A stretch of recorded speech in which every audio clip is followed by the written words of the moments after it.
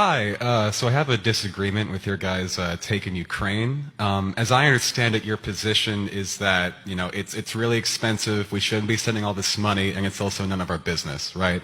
I disagree with that because, one, I think it's morally right, but also, even from a national interest standpoint, right? That money, the Ukrainians have definitely done a lot, but that money has helped them embarrass Russia on a national stage, right? Like before, we believed that they were a big power, and now they've embarrassed themselves.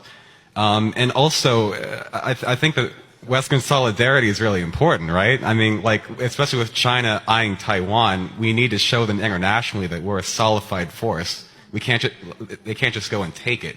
We need to show that we can defend.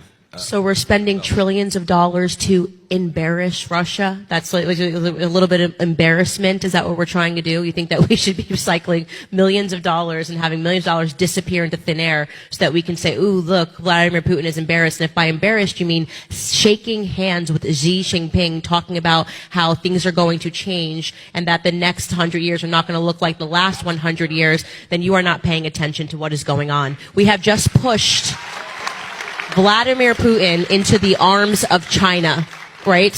One of our the greatest competitor that we possibly have is China. They're shaking hands. They're openly mocking the West. This has never happened before, right? They think the West is a joke. And why shouldn't they? Look at us. We're having debates about gender. We don't know what a woman is, okay? Hollywood, we think that it's cool to have Zelensky make attendances at the Grammys. It's a joke. It's a complete and utter joke. So, no. First and foremost, we talked about national interest. National interest require that it was in our nation or it impacted us. It's not my effing business what happens in the Eastern Corridor while we have real Americans that are suffering today. And if you notice, it's been non-stop wars that we haven't lost. You want to talk about embarrassment? Try leaving billions of dollars of technology in Afghanistan after spending decades fighting. That's embarrassment. That's embarrassment. What's embarrassing is China then flying immediately after we magically evacuate and meeting with the Taliban and immediately recognizing them as a government. We had daughters and our sons that died. What did we win? What about those weapons of mass destruction? Was this the 20th anniversary of Iraq? You want to talk about embarrassment? The things that we did in Iraq, the things that we've done all across the world, and for what? What do you have to show for it? Well, I guess we embarrassed a few people while we were sending Americans over to die. At least we were able to embarrass a few people in the process. That's not a good way to think. I'm going to tell you right now. That's not a good way to think. We should think about prioritizing all of the issues that we have in America. You want to talk about an invasion? Let's talk about the one that's happening at our border every single day. That's what we mean when we say America first, okay? We have plenty of issues to solve. Not a single red cent should be sent overseas until we fix what's happening here in the United States. Thank you for your question. I'll add one thing. Just Candace makes a fabulous point that needs to be repeated and repeated. A country that cannot determine what a woman is should not go to war. How embarrassing. How embarrassing. No, this is a general rule for conflict.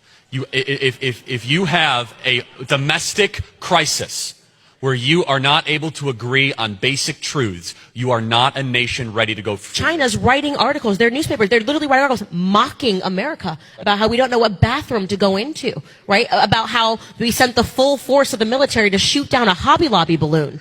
Right? If you think that the embarrassment that Russia is embarrassed, you haven't been paying attention to what's happening in America. Honestly, we become a mock. We're being mocked in the Eastern Corridor. And I'll go even a step further. It's a tragic geopolitical mistake that Russia is not neutral, it's not an ally with us against the Chinese Communist Party. All this saber rattling that, it's the Cold War and Russia against us. It didn't have to be this way.